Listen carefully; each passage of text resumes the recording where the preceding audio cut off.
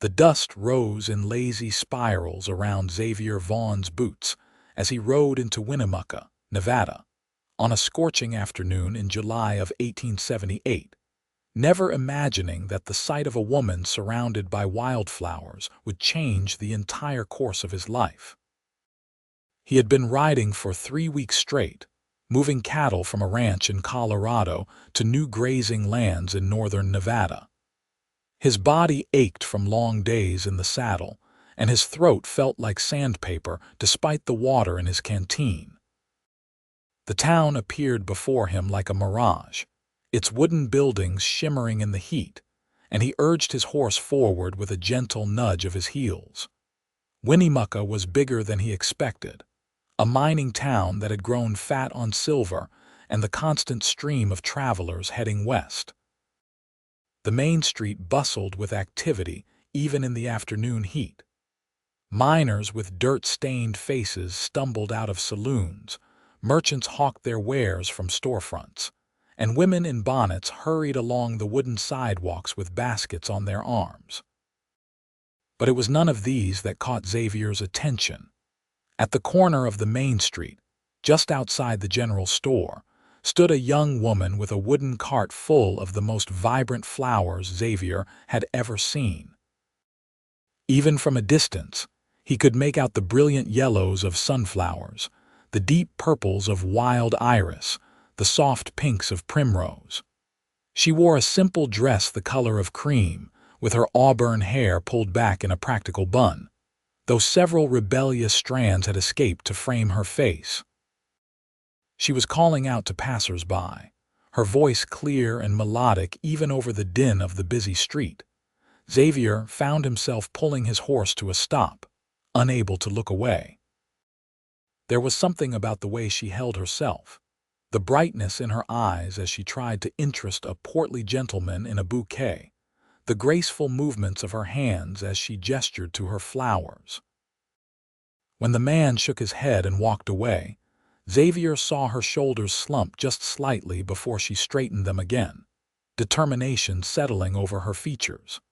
He dismounted and tied his horse to the hitching post, suddenly aware of how grimy he must look after weeks on the trail. His shirt was stained with sweat and dust, his face badly in need of a shave. But his feet carried him toward her cart anyway, drawn by something he could not name. Up close, she was even more striking. Her eyes were the color of honey in sunlight, framed by dark lashes, and a light dusting of freckles crossed the bridge of her nose. She could not have been more than 22 or 23, he guessed, though there was something in her gaze that spoke of hard-won wisdom beyond her years. "Good afternoon, sir," she said, and her voice sent an unexpected warmth through his chest. "Would you care to purchase some flowers, fresh picked this morning from the meadows outside town?" Xavier found himself at a loss for words, which was unusual for him. He had always been good with conversation, could charm a snake out of its skin when he wanted to. But standing before this woman with her hopeful smile and her cart full of flowers, his tongue felt thick in his mouth. "They are beautiful," he finally managed, and then felt foolish. Of course they were beautiful. She knew that. "Thank you," she said, her smile widening. "I try to pick only the best. The meadows are full of them this time of year with all the rain we had in spring." "How much for a bunch?" Xavier asked, reaching for his pocket. 25 cents for a small bouquet, 50 for a large one," she replied, already reaching to gather some of the sunflowers together.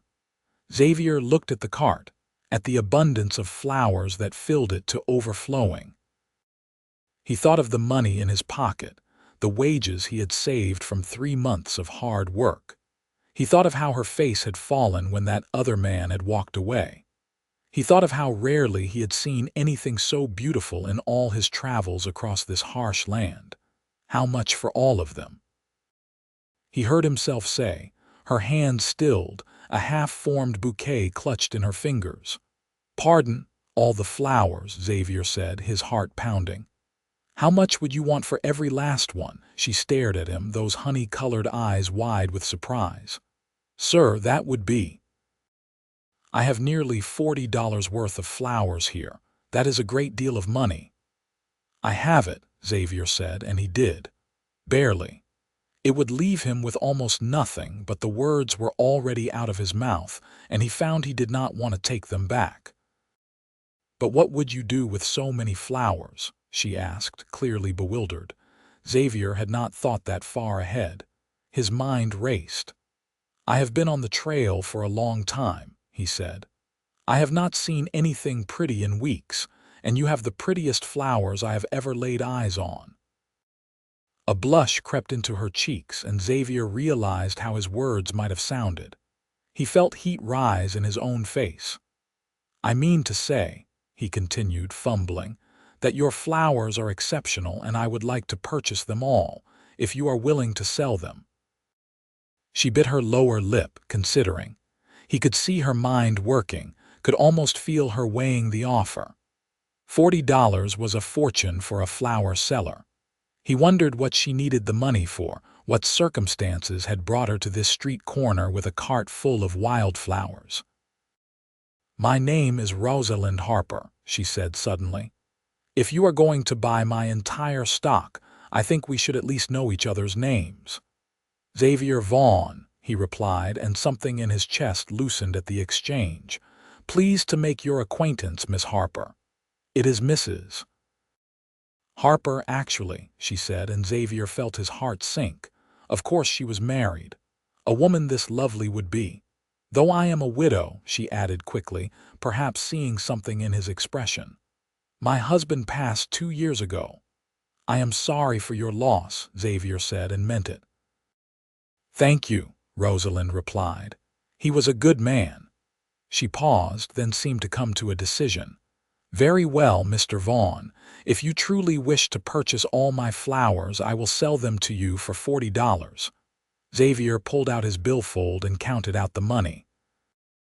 It left him with exactly $3.15 to his name, but as he handed the bills to Rosalind and saw her eyes light up with gratitude and relief, he knew he had made the right choice.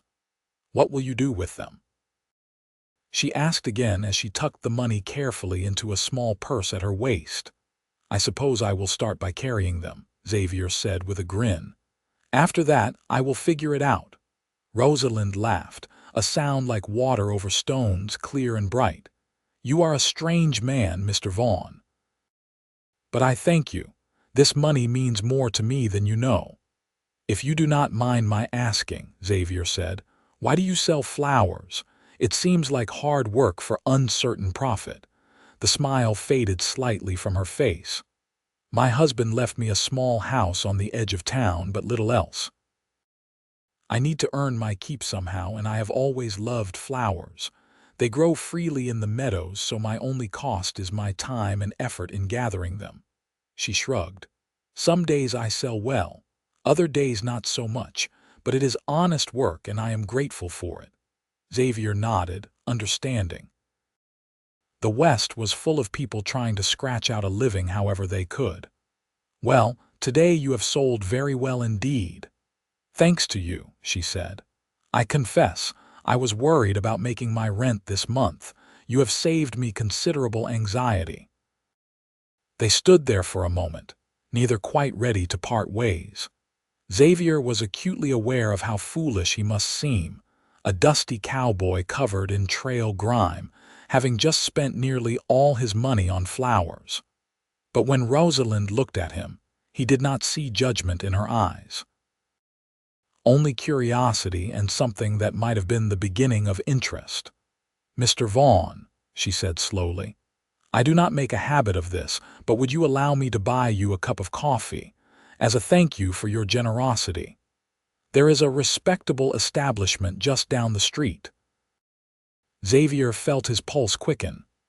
I would like that very much, Mrs. Harper, but only if you let me carry these flowers for you first. Where would you like them delivered? Oh, she said, looking surprised. I had not thought. My house is only a short walk from here, just past the church on Elm Street. but you do not need to trouble yourself." "It is no trouble," Xavier assured her. "You cannot very well abandon your cart, and I cannot carry all these flowers in my arms. Let me walk with you to your home, and then we can have that coffee." Rosalind hesitated only a moment before nodding. "All right then, follow me." She took hold of the cart's handles and began to push it down the street. Xavier untied his horse and walked alongside her, leading the animal by its reins. They made an odd procession, he thought. A widow woman with a cart full of flowers and a trail-worn cowboy leading a dusty horse. As they walked, Rosalind pointed out various landmarks of the town. The church, a simple white building with a tall steeple. The schoolhouse, currently empty for the summer months. The doctor's office, the lawyer's practice, the town newspaper. Winnemucca was clearly a place of some importance, not just a rough mining camp, but a real town with real civilization taking root. "How long have you lived here?" Xavier asked. "All my life," Rosalind replied. "My father came here in '68 when the Central Pacific Railroad arrived. He worked on the railroad first, then opened a dry goods store. I grew up in that building there." She pointed to a 2-story structure near the center of town. "My parents both passed from fever 5 years ago, and I married Thomas shortly after. He was a miner, had a small claim up in the hills. He died in a cave-in." Her voice was matter-of-fact, but Xavier could hear the old pain beneath the words. "That is a lot of loss for one person," Xavier said quietly. "The West is not kind," Rosalind said, "but it is home. I would not know what to do anywhere else." They reached her house, a small but tidy structure with a neat front porch and a garden that showed signs of careful tending. The flowers in the cart would have looked at home in that garden, Xavier thought. Together, they unloaded the cart, making multiple trips to carry all the flowers inside. Rosalind's home was as neat and clean as its exterior suggested, with simple furnishings and lace curtains at the windows. She directed him to place the flowers in various containers she produced, water buckets and vases and pitchers. "There," she said when they were finished. "My house has never looked so cheerful. Thank you again, Mr. Vaughn." "Xavier," he said. "Please call me Xavier." "Then you must call me Rosalind," she replied with a smile. "Now about that coffee." They walked back toward the center of town, and Xavier found himself reluctant to let the afternoon end. There was something about Rosalind that drew him in, a combination of strength and vulnerability, practicality and beauty. She spoke easily as they walked, telling him about the town, about the flowers she loved to gather, about the garden she was trying to cultivate behind her house. "And you?" she asked as they settled into a corner table at the hotel restaurant, 2 cups of steaming coffee before them. "What brings you to Winnemucca, Xavier?" He told her about the cattle drive, about the ranch in Colorado where he had been working, about the decision to bring a herd to Nevada for better grazing. "The work is finished now," he said. "The cattle are settled in their new pasture, my boss is satisfied, and I am at loose ends." "Will you return to Colorado?" Rosalind asked, and Xavier thought he heard something hopeful in her voice. "I had not decided," he admitted. "I have no family back there, no particular ties. I go where the work takes me." "That sounds like a lonely way to live," Rosalind observed. "It can be," Xavier agreed. "But it is also freedom. I answer to no one but myself." "Freedom is worth something," Rosalind said, "but so is belonging somewhere." They talked for over an hour, the coffee growing cold in their cups as the conversation flowed easily between them. Xavier found himself telling her things he rarely shared with anyone, about growing up in Missouri on a small farm, about losing his parents to cholera when he was 16, about the years since then spent drifting from job to job across the West. Rosalind listened with genuine interest, asking questions, sharing her own stories in return. When the sun began to set, painting the sky in shades of orange and gold, Xavier realized with a start how long they had been sitting there. "I should let you get home," he said reluctantly. "I have taken up your whole afternoon." "I have enjoyed it," Rosalind said, and her smile suggested she meant it. "More than I have enjoyed an afternoon in quite some time." They stood, and Xavier paid for the coffee with some of his remaining dollars. As they stepped outside, he turned to her, suddenly nervous. "Mrs. Harper, Rosalind," he said, "would you allow me to call on you again? I know I am just a drifter with nothing much to my name, but I would very much like to see you again." Rosalind looked up at him, her honey-colored eyes searching his face. He felt as though she could see right through him, past all the dust and roughness to whatever lay beneath. "I would like that," she said finally. "Very much." Relief and joy flooded through Xavier. "Tomorrow evening, perhaps. I could take you to dinner if you would be willing." "I would be willing," Rosalind replied. "But Xavier, you just spent nearly all your money on flowers. You should not be spending more on dinner for me." "I will find work," Xavier said with more confidence than he felt. "And until then I have enough for a decent meal." "Then I accept," Rosalind said. "Tomorrow evening." Xavier walked her home as the last light faded from the sky. At her door they paused, neither quite ready to say goodbye. "Thank you," Rosalind said softly, "for buying my flowers, for the coffee and conversation, for being kind." "Thank you for giving me a reason to stay in Winnemucca," Xavier replied. He watched her go inside, saw the lamp light spring up in her window, and then turned to find lodging for himself. He had just enough money for a week at the boarding house, he calculated. That gave him 7 days to find work and prove to Rosalind Harper that he was more than just a drifter who made impulsive decisions about flowers. The next morning, Xavier woke early and set about looking for employment. Winnemucca was a prosperous town, and work was not hard to find for a man willing to do it. By noon, he had secured a position at the town's largest stable, caring for horses and doing repairs around the property.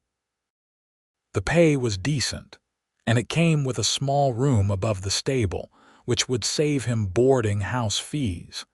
He spent the afternoon making himself presentable for dinner with Rosalind. He visited the bathhouse, paying precious cents for hot water and soap. He got a shave and a haircut at the barber. He bought a new shirt at the dry goods store, spending money he should have been saving but unable to help himself. When he knocked on Rosalind's door that evening, wearing his new shirt and smelling of soap and bay rum, her face lit up in a way that made every expenditure worthwhile. "You look very handsome," she said, and he felt heat rise in his cheeks. "You look beautiful," he replied, and meant it.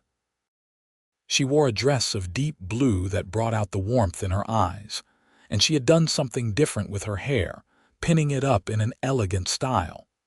They walked to the hotel restaurant, where Xavier had reserved a table. Over dinner, they talked as easily as they had the day before, the conversation ranging from the mundane to the profound. Rosalind told him about her dreams of expanding her garden, perhaps even opening a proper flower shop someday. Xavier found himself sharing his own half-formed dreams of settling down, of finding a place to call home. "What stopped you before?" Rosalind asked. "From settling somewhere?" Xavier considered the question. "I suppose I never found a reason to," he said honestly. "Or perhaps I never found the right place, the right people." Rosalind smiled, a soft, knowing expression. "And now I think I might have," Xavier said, holding her gaze. The air between them seemed to shimmer with possibility. Xavier reached across the table and took her hand, half afraid she would pull away. But she did not. Instead, her fingers curled around his, warm and sure. Over the following weeks, Xavier and Rosalind spent as much time together as their work would allow. He would finish his duties at the stable and walk to her house, often finding her in her garden, tending to the flowers that were her passion. She taught him their names, pointing out the differences between varieties, explaining which ones preferred shade and which needed sun. On Sundays, they would pack a picnic and ride out to the meadows where Rosalind gathered her wildflowers. Xavier borrowed a gentle mare from the stable for her, and they would spend hours in the open air, surrounded by blooming fields. She would gather new flowers while he lay in the grass and watched her move among the blooms like a flower herself. It was on one of these Sunday afternoons, about 6 weeks after he had first arrived in Winnemucca, that Xavier realized he was completely, irretrievably in love with Rosalind Harper. They were sitting by a small stream, their picnic spread on a blanket, the horses grazing nearby. Rosalind was weaving flowers into a crown, her fingers quick and nimble. "What are you making?" Xavier asked, watching her work. "A crown for you," she said with a playful smile. "Every king should have a crown." "I am no king," Xavier protested. "You are the king of grand gestures," Rosalind replied. "Buying all my flowers on your first day in town. Who does such a thing?" "A man who saw something precious and did not want to let it pass by," Xavier said quietly. Rosalind's hand stilled. She looked at him and the playfulness faded from her expression, replaced by something deeper. "Xavier," she said softly. He moved closer until he could feel the warmth of her beside him. "I love you, Rosalind," he said, the words coming easier than he had expected. "I have loved you since the moment I saw you standing by that flower cart. I know it is fast. I know we have only known each other a short time, but I have never been more certain of anything in my life." Tears gathered in Rosalind's eyes, catching the sunlight. "I love you too," she whispered. "I did not think I would ever feel this way again. After Thomas died, I thought that part of my life was over. But then you came along with your crazy flower purchase and your kind eyes, and everything changed." Xavier cupped her face in his hands, his thumbs brushing away the tears that had begun to fall. "Marry me," he said. "I know I do not have much to offer. I am just a stable hand with a room over a barn, but I will work hard. I will build us a good life. I will love you every day for the rest of my life. Marry me, Rosalind." She laughed, a sound caught between tears and joy. "Yes," she said. "Yes, Xavier, I will marry you." He kissed her then, there in the meadow surrounded by wildflowers, and felt as though his whole life had been leading to this moment. When they finally drew apart, both breathing hard, Rosalind placed the flower crown on his head. "There," she said. "Now you are properly crowned." They were married 3 weeks later in the small white church on Elm Street. The entire town seemed to turn out for the wedding. Rosalind was well loved in Winnemucca, and people were happy to see her finding joy again. Xavier's employer from the stable stood up as his witness, and Mrs. Chen from the boarding house stood up for Rosalind. Rosalind wore a simple dress of white cotton with a crown of wildflowers in her hair. Xavier wore his best suit, bought specially for the occasion. As he watched her walk down the aisle toward him, he thought his heart might burst from the fullness of his love for her. They spoke their vows in clear, steady voices, promising to love and honor each other all the days of their lives. When the minister pronounced them husband and wife, Xavier kissed his bride with such tenderness that several ladies in the congregation dabbed at their eyes with handkerchiefs. The reception was held in the town hall, with food and drink contributed by neighbors and friends. There was fiddle music and dancing, and Xavier held Rosalind in his arms and spun her around the floor until they were both dizzy and laughing. "Happy?" he asked, pulling her close. "Happier than I ever imagined possible," she replied, reaching up to kiss him. They spent their wedding night in Rosalind's little house, which was now their home. Xavier had already moved his few belongings from the room above the stable, though he would continue working there. They had talked about their future, about saving money to perhaps buy a small piece of land, about Rosalind's dream of a flower shop. But tonight was not about the future. Tonight was about the present, about discovering each other as husband and wife, about the joy of belonging completely to another person. Xavier made love to his wife with reverence and passion, and afterward they lay tangled together, her head on his chest, his fingers tracing lazy patterns on her shoulder. "Tell me something," Rosalind said sleepily. "That first day when you bought all my flowers, what were you really thinking?" Xavier considered the question. "Honestly, I was not thinking much at all. I just knew I wanted to see you smile, and I knew that if I bought your flowers I would have a reason to talk to you longer." "It worked," Rosalind murmured. "Best $40 I ever spent," Xavier said, and felt her laugh against his chest. The months that followed were the happiest of Xavier's life. He worked hard at the stable, taking on extra duties and earning raises. Rosalind continued to sell flowers, though now Xavier would often join her on her gathering trips, making them into small adventures. They saved every penny they could, putting money away for their dreams. In the spring of 1879, nearly a year after Xavier had first arrived in Winnemucca, they had saved enough to buy a small plot of land on the edge of town.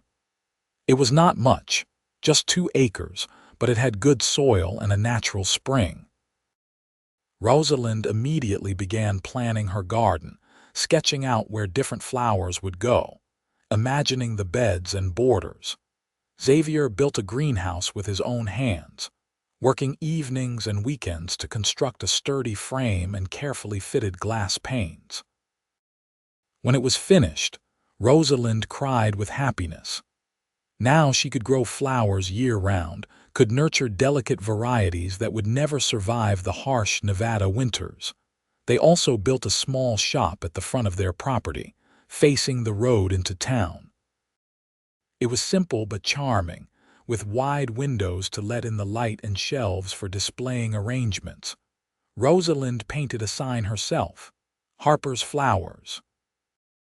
Xavier had suggested Vaughn's Flowers, but she insisted on keeping her first married name, a small memorial to the man who had been kind to her before Xavier came along. The shop opened in June, and it was an immediate success. People came from all over Winnemucca to buy Rosalind's flowers. She had a gift for arrangements, for knowing which colors and varieties would complement each other. Xavier learned to help her, his rough hands surprisingly gentle as he trimmed stems and tied ribbons. On their first anniversary, Xavier surprised Rosalind by taking her on a trip to Carson City. They stayed in a fine hotel and ate in fancy restaurants, and Xavier bought her a gold locket that she wore every day afterward. Inside, he had placed a tiny pressed flower, a forget-me-not from the meadow where he had proposed. "I want you to know," he said as he fastened the chain around her neck, "that every day with you is a gift. I thank God for the impulse that made me buy those flowers, for the courage to speak to you, for your kindness in giving me a chance. You were the answer to prayers I did not even know I was praying," Rosalind replied, touching the locket with gentle fingers. "I love you, Xavier Vaughn. I will love you until my last breath and beyond." In the fall of that year, Rosalind discovered she was expecting a child. The news filled them both with joy and a little fear. They were doing well, but a baby would bring new responsibilities, new expenses. Still, Xavier could not stop grinning, and Rosalind glowed with happiness. "A father," Xavier said wonderingly, his hand on her still flat stomach. "I am going to be a father. You will be wonderful at it," Rosalind assured him. "You are patient and kind and strong, everything a father should be." "I pray the child has your eyes," Xavier said, "and your love of beauty."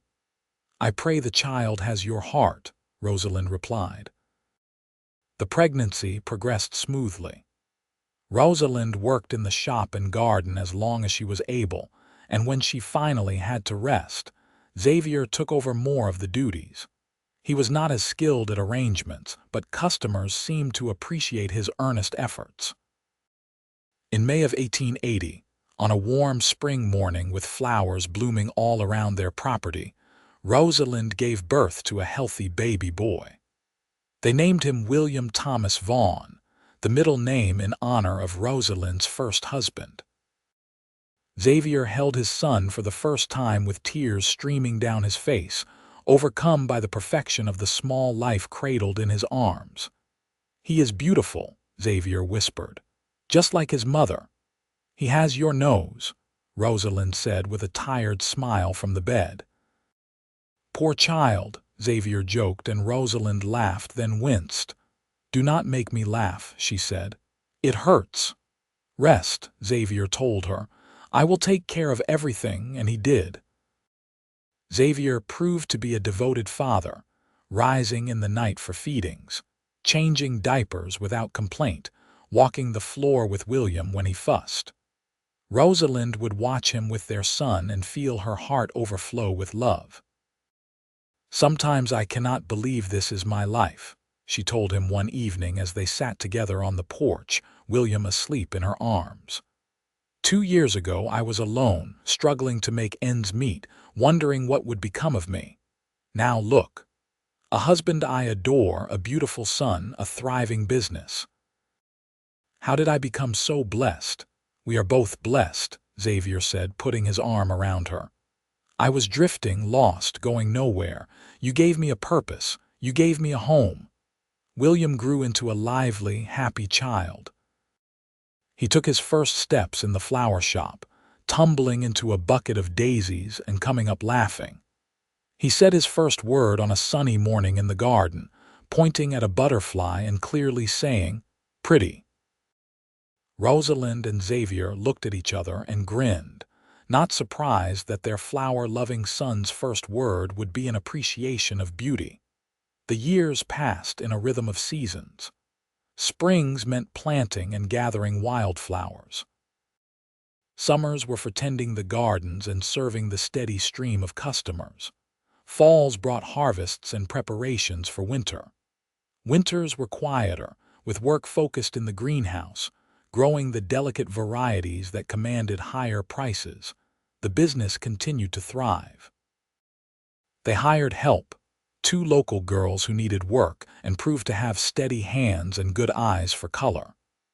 This allowed Rosalind more time with William, and Xavier began to take on other projects. He started breeding horses on their land, using skills learned from his years of stable work.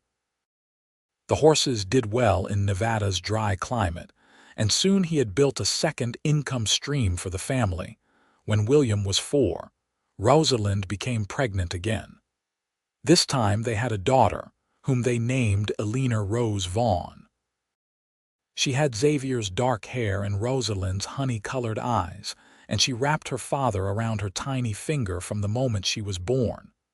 2 children, Xavier said, holding Eleanor while William climbed onto the bed to see his new sister. "We are truly blessed." "We are," Rosalind agreed. "And William, you are going to be the best big brother." William took his role seriously, always wanting to help with the baby, bringing her flowers from the garden, singing to her in his high, sweet voice. Eleanor adored him in return, her whole face lighting up whenever he entered the room. Life was not without its challenges. There were hard winters when money was tight. There was the year the greenhouse collapsed under heavy snow and had to be rebuilt. There was the scare when William came down with a fever that had them both praying through the night until it broke. There were the usual struggles of any marriage, the occasional disagreement, the stress of balancing work and family. But through it all, Xavier and Rosalind's love remained steady and strong. They had built something real together, something that went beyond the initial passion that had brought them together. They were partners in every sense, working side by side, supporting each other's dreams, raising their children with love and care. On their 5th anniversary, Xavier took Rosalind back to the meadow where he had proposed. They left the children with Mrs. Chen and rode out on a beautiful June afternoon. The meadow was in full bloom, just as it had been that day. "You remember?" Xavier asked, dismounting and helping Rosalind down. "Of course I remember," she said. "You were wearing that ridiculous flower crown I made you." "I kept it," Xavier admitted. "It is in a box in our room, dried and fragile, but I kept it." Rosalind looked at him with such love that it took his breath away. "Xavier Vaughn, you are the most romantic man I have ever known." "Only for you," he said, pulling her close. "Only ever for you." They spread a blanket and lay down together, looking up at the clouds drifting across the brilliant blue sky. "Are you happy?" Xavier asked, a question he asked her often. "Completely," Rosalind replied. "Are you?" "More than I ever thought possible," Xavier said. "Sometimes I think about that day I rode into Winnemucca, tired and dusty and alone. I almost did not stop. I almost kept riding through." "But you did stop," Rosalind said. "You saw a woman selling flowers and you stopped." "Best decision I ever made," Xavier said. "Well, that and buying all your flowers." "And proposing to me," Rosalind teased. "That was not a decision," Xavier said seriously. "That was a necessity. I could no more have not proposed to you than I could have stopped breathing." They made love there in the meadow, in the place where they had first declared their feelings, with the scent of wildflowers all around them and the Nevada sun warm on their skin. Afterward, they lay tangled together, talking about their dreams for the future. "I want to expand the shop," Rosalind said. "Maybe add a section for gardening supplies, seeds, and tools. People are always asking if we sell such things." "That is a good idea," Xavier agreed. "And I have been thinking about acquiring more land, perhaps the plot adjacent to ours. It is for sale, and it would give us room to expand the horse breeding operation." "We are building an empire," Rosalind said with a laugh. "We are building a legacy," Xavier corrected. "For William and Eleanor. For the children they will have someday, we are creating something that will last." As their children grew, Xavier and Rosalind made sure to instill in them the values they held dear: honesty, hard work, kindness to others. William showed an early aptitude for working with horses, often following his father around the paddocks, asking endless questions. Eleanor, true to her name, loved the flowers best, toddling after her mother in the gardens, her chubby hands reaching for the brightest blooms. In 1885, when William was 5 and Eleanor was 1, Xavier and Rosalind hosted a grand celebration for their 7th anniversary. They invited the whole town, setting up tables in their gardens, serving food and drink to all who came. It was a way of thanking the community that had supported them, that had welcomed Xavier and embraced their family. As the sun set and lanterns were lit throughout the garden, Xavier stood to make a toast. "7 years ago," he said, his voice carrying across the assembled crowd, "I rode into Winnemucca with nothing but a horse and some wages in my pocket. I saw a woman selling flowers, and I made an impulsive decision that changed my life forever. I bought all her flowers, and eventually I asked for her hand. She said yes, and I became the luckiest man alive." The crowd applauded, and Xavier reached for Rosalind's hand, pulling her up beside him. "My wife has given me everything," Xavier continued. "A home, a purpose, 2 beautiful children, and a love I never dared dream of.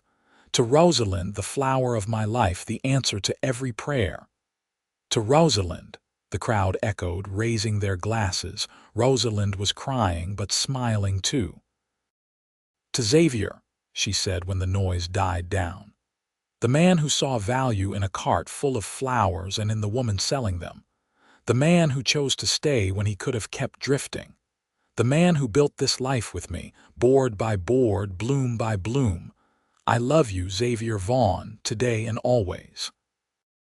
The celebration lasted well into the night, with music and dancing and laughter. William ran around with the other children, while Alina fell asleep in Xavier's arms, her head on his shoulder. Rosalind stood beside him, watching their guests enjoy themselves in the garden she had created. "Thank you," she said quietly. "For what?" Xavier asked. "For stopping that day," Rosalind said. "For seeing me, for loving me." "Thank you for letting me," Xavier replied. "For taking a chance on a dusty cowboy with more heart than sense." As the years continued to pass, their business grew and prospered.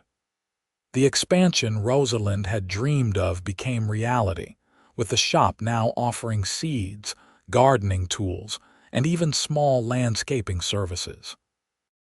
Xavier's horse breeding operation became well known throughout the region, with buyers coming from as far as California to purchase his quality animals. They bought the adjacent land Xavier had wanted, and then more land beyond that. By 1890, they owned nearly 20 acres, most of it cultivated either for flowers or for grazing horses. They built a new, larger house, though they kept the original small cottage and used it as an office for the business. William, now 10 years old, was already showing the steady, hard-working nature of his father. He could handle horses with confidence and helped Xavier with the breeding and training. Alina, at 6, had her mother's eye for beauty and was already creating her own small flower arrangements that they sold in the shop. In the spring of 1891, Rosalind became pregnant again, a surprise but a welcome one. She was 35 now, and they had thought their family was complete. But she and Xavier embraced this unexpected blessing with the same joy they had brought to everything in their lives. "Another child," Xavier said, his hand on her growing belly. "We are going to need a bigger house." "We just built a bigger house," Rosalind reminded him with a laugh. "Then we will add on," Xavier said. "There is always room for more love." This pregnancy was harder than the previous two. Rosalind was older and she tired more easily. Xavier insisted she rest, taking on more of her duties in the shop and garden. The girls they employed were competent and caring, but Xavier knew no one could match Rosalind's skill with flowers. Still, he would rather have a healthy wife than a perfect shop, and he made sure she took care of herself. In December of 1891, during a rare Nevada snowstorm, Rosalind gave birth to twin boys. The birth was difficult, long and painful, and there were moments when Xavier feared he might lose her. But Rosalind was strong, and with the help of the town's doctor and several experienced midwives, she came through safely. The twins were named Charles and Henry, and they were small but healthy, with strong lungs that they exercised frequently. Xavier was overwhelmed, suddenly the father of 5 children, but also deeply grateful. He held each of his sons and made silent promises to be the best father he could be. William and Alina were fascinated by the twins, always wanting to help to hold them, to be involved in their care. The house was full of noise and activity, and Xavier and Rosalind would sometimes exchange exhausted but happy glances over the chaos. "Our life is very full," Rosalind said one evening as they finally collapsed into bed, all 5 children asleep. "Is that a complaint?" Xavier asked, pulling her close. "Never," Rosalind said firmly. "I would not change a single thing." Raising twins along with 2 other children kept them both busy in the years that followed. The business continued to run smoothly, thanks in large part to William, who at 13 took on significant responsibilities. He had a natural head for business as well as for horses, and Xavier was grateful for his son's help. Eleanor, at 9, was also becoming invaluable in the flower shop. She had inherited her mother's gift for arrangements and could create bouquets that rivaled Rosalind's own work. Customers began requesting her specifically, and she glowed with pride at being trusted with such responsibilities.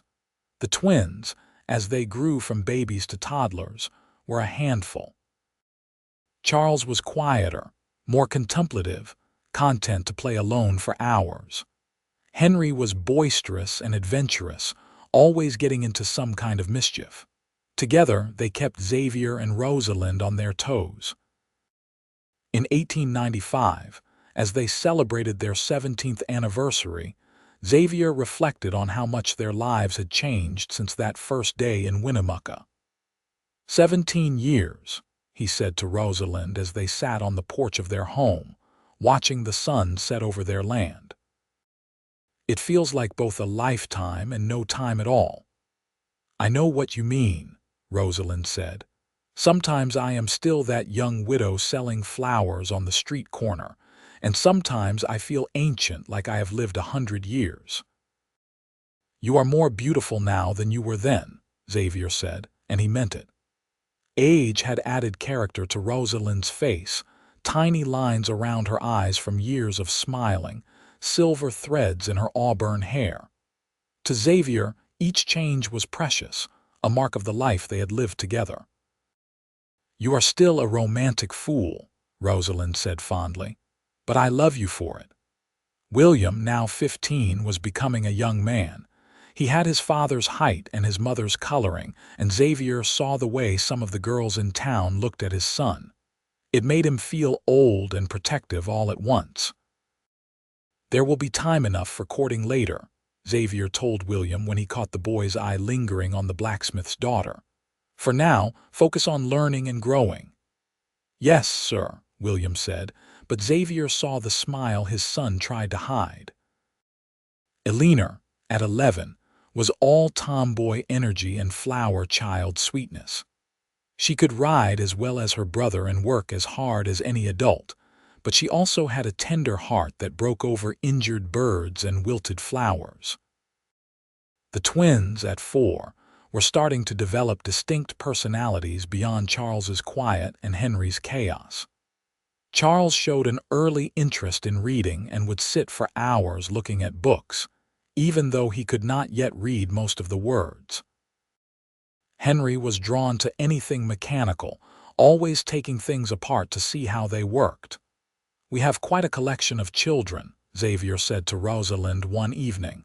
We do, she agreed, each one perfect in their own way. They get that from you, Xavier said. They get their father's loyal heart, Rosalind countered, and his stubborn determination. Life was good, but not without its trials. In 1896, a drought struck Nevada, the worst in decades. The flowers in the wild meadows withered and died, and even Rosalind's carefully tended garden struggled. The horses suffered too, with grazing lands turning brown and sparse. Xavier and Rosalind were forced to dig deep into their savings to keep the business and the horses going. They drilled a new well, investing money they had been saving for other purposes. They bought feed for the horses at inflated prices. They improvised and adapted, using the greenhouse to grow what flowers they could. We will get through this, Xavier told Rosalind during one particularly discouraging evening. We have been through hard times before. I know, Rosalind said. I just hate seeing everything we have built threatened. It is not threatened, Xavier assured her. We are strong. This family, this business, everything we have created together is built on solid ground. A drought cannot shake that. His words proved true. They did get through it, though it took nearly 2 years for the rains to return and the land to recover. But their business survived, their family remained strong, and they emerged with an even deeper appreciation for what they had. In 1898, they celebrated their 20th anniversary with a quiet dinner, just the two of them.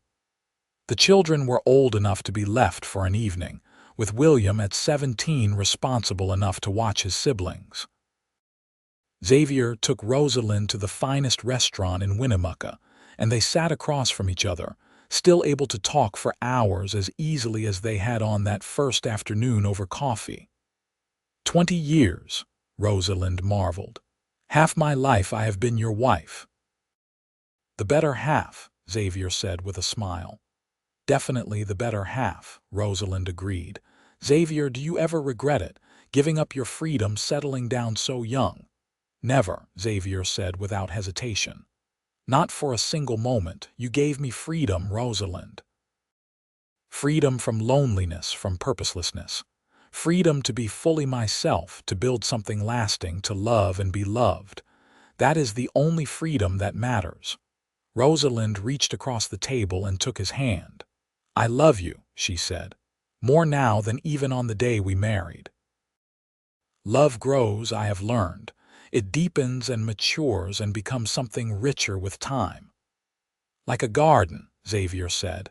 Exactly like a garden, Rosalind agreed. We planted seeds 20 years ago and look what has grown.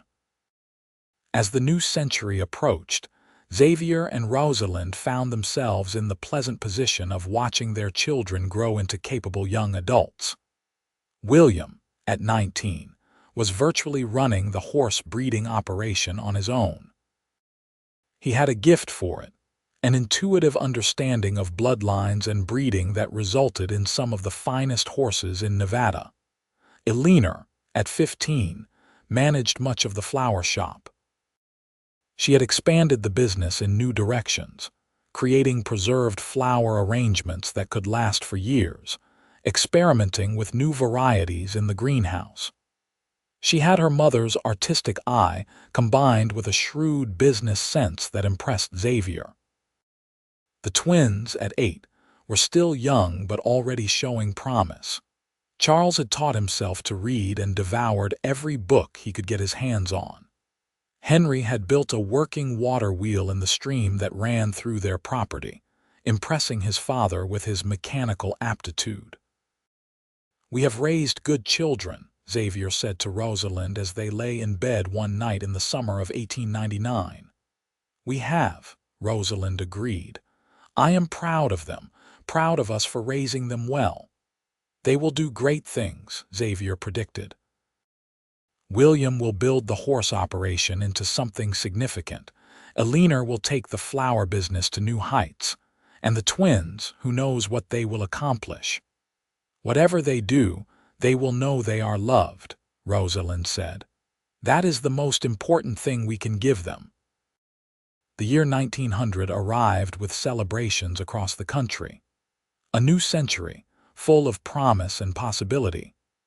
Xavier was 42 years old, still strong and healthy, with silver just beginning to show in his dark hair.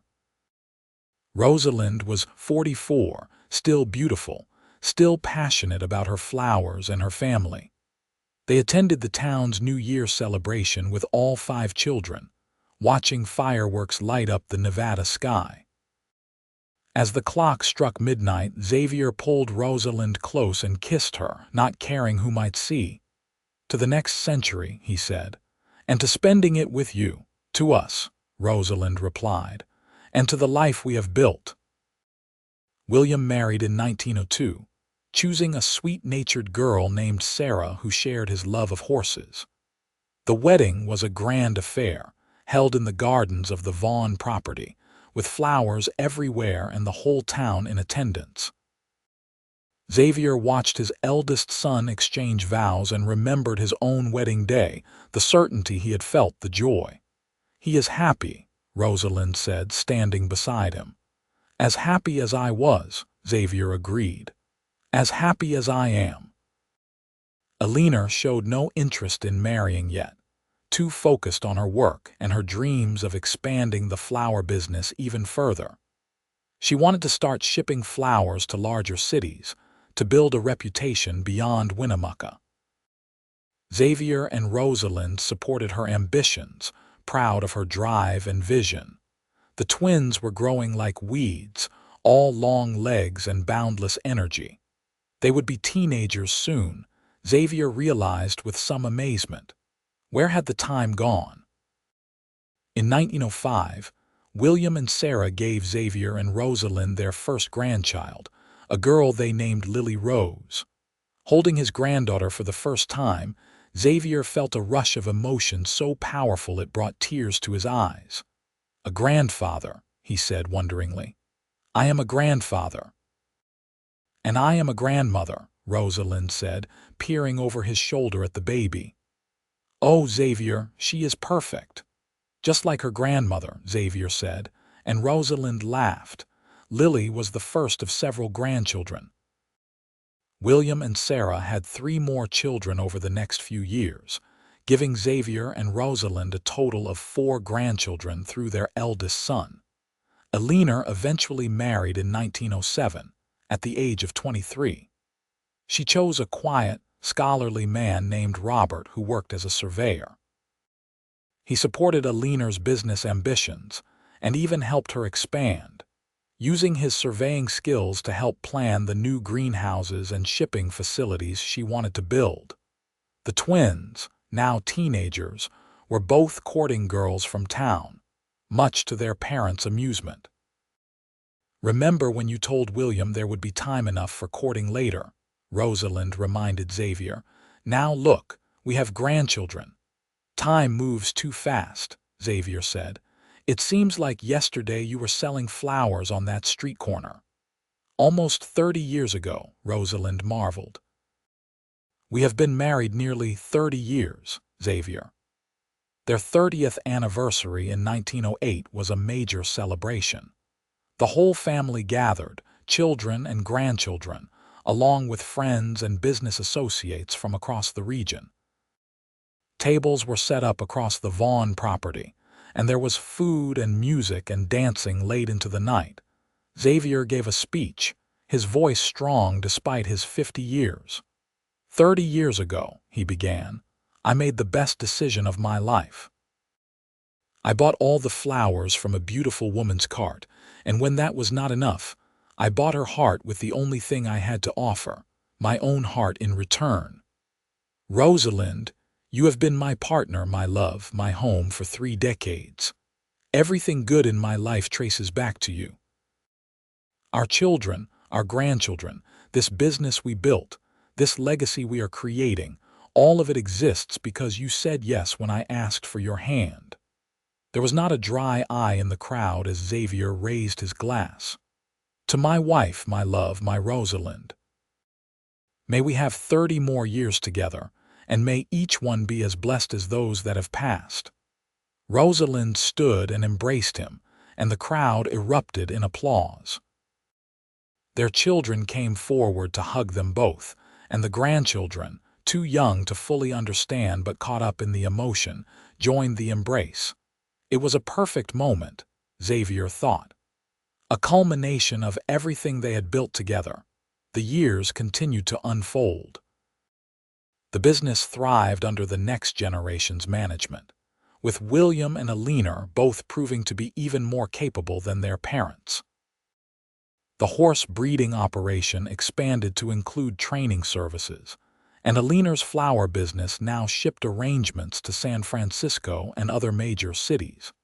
Xavier and Rosalind stepped back from day-to-day operations, though they still helped where needed and offered advice when asked. They spent more time with their grandchildren, teaching them about flowers and horses, telling them stories about the old days.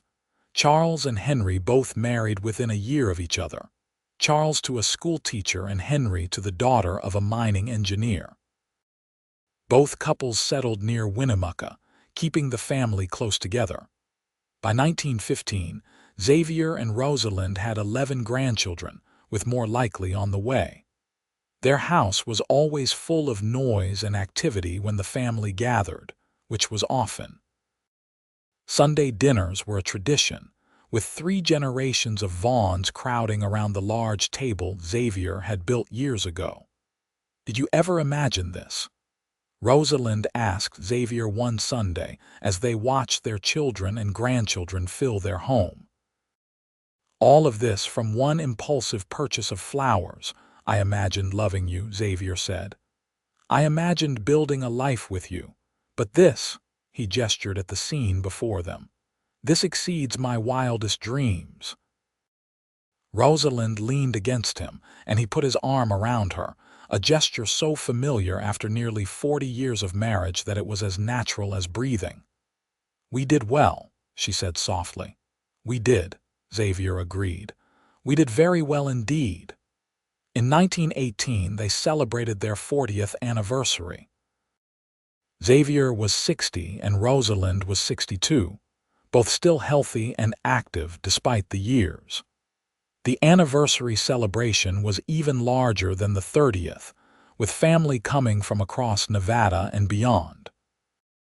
This time, it was William who gave the speech, standing tall and proud before the assembled crowd.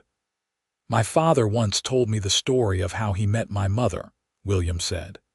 He was a drifter, passing through town with no intention of staying. He saw a woman selling flowers and bought them all. It was crazy, impractical, the act of a man not thinking clearly. But it was also the act of a man following his heart, and that made all the difference. William looked at his parents, standing hand in hand. Everything I am, everything our family is, exists, because my father had the courage to follow his heart, and my mother had the courage to trust a stranger. They built this legacy not with money or luck, but with love and hard work and unwavering commitment to each other. I am proud to be their son, and I hope to build as strong a foundation for my own family as they built for ours. Xavier was crying openly now, and Rosalind was too. Their children came to embrace them and their grandchildren, and it seemed to Xavier that his heart would burst from the fullness of his love for all of them. That night, alone in their bedroom after the celebration had ended, Xavier held Rosalind close. 40 years, he said. I have loved you for 40 years. And I have loved you, Rosalind replied. Every day has been a gift. Are you happy? Xavier asked, the question he had asked so many times over the decades. Completely, Rosalind said, the answer she always gave. Are you? More than I can express, Xavier said. You made my life worth living, Rosalind. You gave me everything. They made love that night with the tenderness of long familiarity, knowing each other's bodies as well as they knew their own. Afterward, they lay talking in the darkness, remembering the journey that had brought them here. You remember that first day? Rosalind asked. When you walked up to my flower cart. I remember thinking you were the most beautiful thing I had ever seen, Xavier said. I remember being tongue-tied, which never happened to me. I remember deciding in that moment that I would do whatever it took to know you better. I thought you were crazy, Rosalind admitted. Who buys all of someone's flowers? But I also thought you were kind. And when you looked at me, I felt seen in a way I had not felt in years, like I mattered. You mattered then and you matter now, Xavier said fiercely. You are the center of my world, Rosalind Vaughn. You always have been. The 1920s brought new changes and challenges. The world was different now, moving faster, becoming more modern. But in Winnemucca, in the gardens and horse pastures of the Vaughn property, some things remained constant. Love, family, hard work, the beauty of flowers blooming in the Nevada sun. Xavier and Rosalind were in their 60s now, and while they were still healthy, they felt their age. Xavier's joints ached on cold mornings, and Rosalind's hands sometimes trembled as she arranged flowers. But they did not complain. They had been given more than most people ever received, and they were grateful for every day. Their children were all settled now, with families of their own. William had taken over the horse operation completely and had expanded it to become one of the largest in the state. Eleanor's flower business now shipped across the country, a far cry from the simple cart she had learned from her mother. Charles had become a teacher, following in his wife's footsteps, and was beloved by his students. Henry had started a business designing and building irrigation systems, using his mechanical talents to help farmers and ranchers across Nevada. The grandchildren were growing up, some already starting families of their own. Xavier and Rosalind had lived to see great-grandchildren, tiny perfect beings that carried their legacy forward into the future. "We are old," Rosalind said one evening as they sat on their porch, watching the sun set over their land. "We are," Xavier agreed. "But we are together, and that is all that matters." "I worry about leaving you," Rosalind confessed, "about one of us having to go on without the other." Xavier took her hand, his grip still strong despite the years. "We will face that when we must," he said. "Until then, let us treasure every day we have." And they did. Even as their bodies slowed, their love remained as vibrant as ever. They took walks through the gardens Rosalind had created, now tended by Alina and her children. They visited the horse pastures, watching William work with the same dedication Xavier had once shown. They played with great-grandchildren, telling them stories, passing down the family history. In the spring of 1928, as they approached their 50th anniversary, Xavier and Rosalind knew it would likely be their last major celebration. They were both 70 now, and while still relatively healthy, they felt the weight of years. The family planned a grand party, but Xavier and Rosalind asked for something simpler. Just the immediate family, they said. Just the people they loved most. On the day of their anniversary, their children and grandchildren and great-grandchildren gathered at the Vaughn home. The house and gardens were filled with flowers, more than Xavier had seen since that first day when he had bought out Rosalind's entire cart. "Did you do this?" he asked William, gesturing at the abundance of blooms. "We all did," William replied. "We gathered flowers from every meadow within 50 miles. We wanted to recreate that first day when you bought all of Mother's flowers." Xavier was moved beyond words. He found Rosalind in the garden, surrounded by grandchildren, a great-grandchild on her lap. She looked up as he approached, and her face lit up with the same joy he had seen 50 years ago. "Happy anniversary, my love," she said. "Happy anniversary," Xavier replied, kneeling beside her with some difficulty, his old knees protesting. 50 years of the best life a man could ask for. The celebration was perfect. There was food and laughter and music. The grandchildren performed a play they had written about how their grandparents met, complete with a cardboard flower cart and a young boy playing Xavier buying all the flowers. Xavier and Rosalind laughed until they cried, delighted by the loving recreation. As the sun set, Xavier stood to make a toast. His voice was not as strong as it once was, but it carried. 50 years ago," he said, "I rode into Winnemucca with nothing but a horse and some money in my pocket. I saw a woman selling flowers, and I knew in that instant that my life was about to change. I did not know how or why, but I knew that she was important. So I bought all her flowers, every last one, just to have a reason to stay and talk to her longer." He paused, looking at Rosalind. "That impulsive decision led to the greatest adventure of my life. Marriage, children, grandchildren, great-grandchildren. A business built from nothing. A legacy that will outlive us both. And through it all, the constant presence of the woman I love. Rosalind, you have been my anchor, my inspiration, my home. I would buy those flowers 1,000 times over for the privilege of being your husband." Rosalind stood, moving to his side. "And I would sell them to you every time," she said, her voice thick with emotion. "Xavier Vaughn, you swept into my life like a desert wind and changed everything. You gave me love, security, purpose. You gave me children to love and a life beyond my wildest imaginings. These 50 years have been the greatest blessing of my life." They kissed, there in front of their whole family, and the crowd erupted in applause and cheers. It was a perfect moment, a perfect day, a perfect culmination of 50 years of love. That night, alone in their room, Xavier and Rosalind lay in bed holding hands.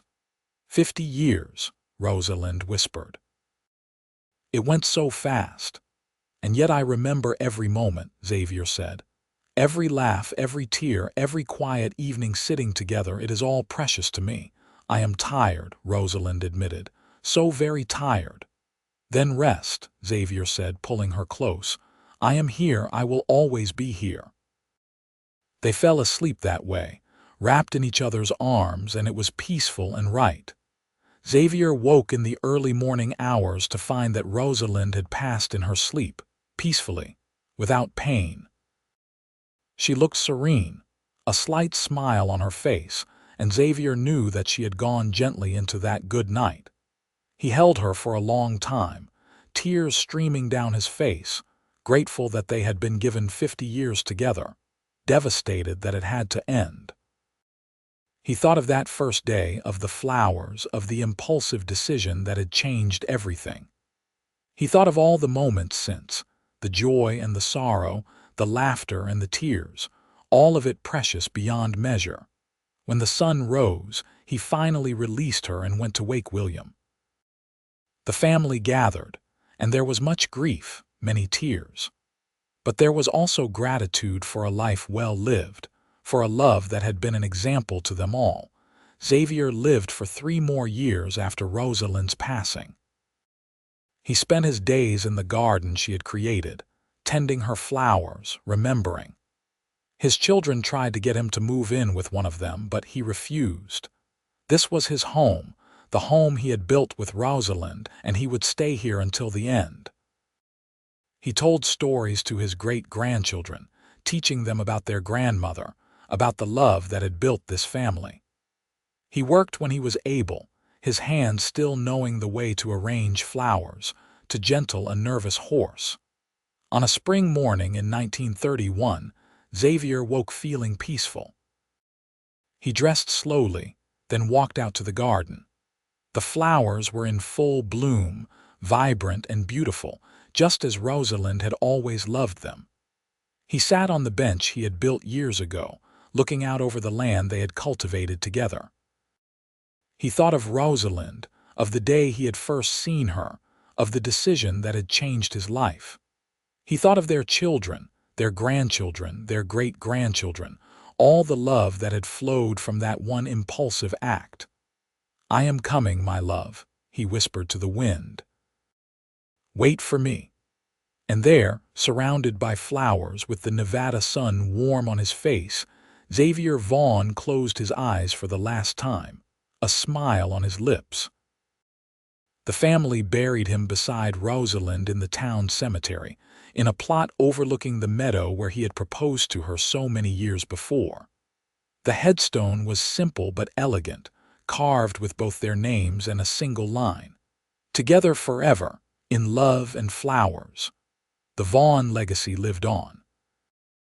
William continued to run the horse operation, passing it down to his own children in time.